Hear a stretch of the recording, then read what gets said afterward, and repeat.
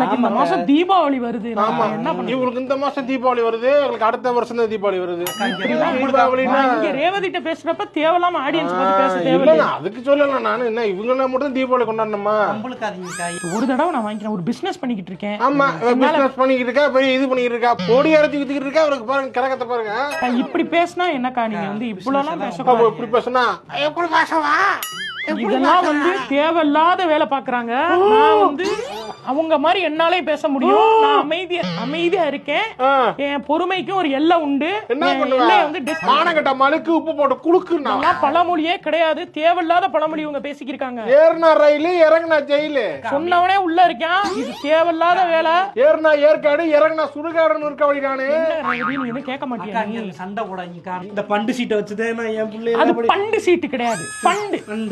அது தமிழா மாத்தி பண்டுன்னு மாத்தி வச்சிருக்கீங்க. இந்த டீச்சர் வந்துருச்சு, எஜுகேஷனே இல்ல. கரெக்ஷன் பண்ணி மார்க் போடுங்க. இது தேவையில்லாம பேசுறா.